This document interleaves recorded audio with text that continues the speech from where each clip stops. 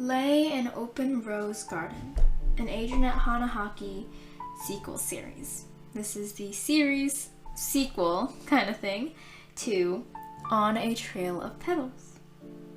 Chapter 1. Adrien looked around him. It was very odd to have class without Marinette. She was always next to him, jotting down notes or whispering something to him. It was a comfort. However, this was the third class she had missed. Where on earth was Marinette? This was a lot of class that she had missed. Adrien looked down on his notebook. It was scribbled with way more information than he actually needed to write down, but he had been trying to write as much of the concepts as he possibly could so he could give her a packet of them whenever she got back. Or maybe he'd just drop it off at her house. That was probably a better plan anyways. Adrien sighed as the teacher droned on and on. He scribbled down a general summary. Class was awful without Marinette. It was before they became friends. It had been that one day she had been sick, and it was horrible now. He sighed again, long-suffering and just waiting for the clock to turn a few more lines. It seemed like forever when the class finally dismissed. Adrien gathered all of his things in silence, which was odd since normally Marinette and him were chatting the whole way back home. He checked his phone. There's still no response from Marinette. He had texted him 4 times, and they were all left unseen. What on earth happened? Did she die? Well, probably not, because, I mean, that was probably something he'd definitely know if it happened. Family thing? No. She texted him back. What was up? What was happening? Adrien shot her another text, letting her know that he had notes for her once she got back to class. He sighed and raked a hand through his hair messily. The class was so awful without Marinette there too. I don't know, man. I'm kinda worried too, Nino admitted when Adrien got home to tell him that yet again, Marinette hadn't come to class. Nor had she responded to his texts, and it was really worrying him. She always texted him back. 3 classes. This is so unlike her. Normally, she'd almost be screaming at me through the phone, trying to make up what she had missed, but nothing. Radio silence. I don't know what happened, Adrien said, pacing around the living room. He pointed to the stack of papers on the coffee table. I wrote her notes, and I asked if she wanted me to drop it off, or if she wanted Ollie to come pick it up, or if she would want them when she gets back, or something, Adrien explained. Nino raised a brow at him. You wrote her notes? He asked incredulously. The blonde nodded. Okay then, Nino said suspiciously. Yeah, maybe we should go over, he offered. Nino offered. Adrien thought over that idea. Yeah, maybe we should. Probably bring over some soup or whatever. Maybe she got sick. Remember that back when she wasn't feeling so well? Adrien asked. Nino nodded but chuckled. Okay, dude. Soup, sick, we gotta go to their apartment. Got it. But first, we need to actually make the soup. And I don't think you know how to do that just yet, he said with a laugh and stood up from the sofa. Okay. So, it was very clear that, no, Adrien did not know how to make soup. Nino had screeched at him to not burn it, but eventually it got done, and it was edible. Definitely not up to Marinette standards per se, but he hoped she'd appreciate it anyways.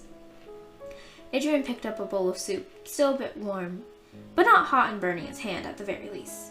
He sighed. I really hope Marinette's okay, he said again. Nino rolled his eyes. Yeah, I guess that. With that, the two went on the subway and then walked to Marinette and Ollie's apartment. It was rather quiet. There weren't many people around, and considering the fact that it was mid-afternoon and most people had classes, it made sense and all that.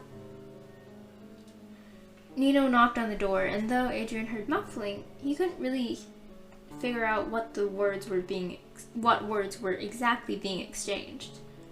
A few more bumps and sounds, and Alia opened the door. Only barely, though. Her head and half of her torso were the only visible parts of her body. "Hey," she said in almost a cautious manner. Nino and Adrien exchanged worried looks. "What's up? Why are you guys here?" she asked. Adrien held out the bowl of soup and Nino shifted the papers. "I'm guessing Marinette isn't feeling so well, so we made soup, and, so she can feel better," Adrien said with a smile. "And of course he had to write a bunch of notes for her to make up for the classes she missed," Nino laughed. "Look, they're even color-coded. Dude was serious about it." Nino laughed. Adrien could feel his face burning a bit and laughed it off, smacking Nino's shoulder in revenge for pointing that little fact out. Alia looked at him with a very odd and guarded look. That made his own smile slip. "What's wrong?" he asked very worriedly. Alia bit her lip. "Nothing," she said. "Everything's normal. And it's really nice of you guys to bring over stuff.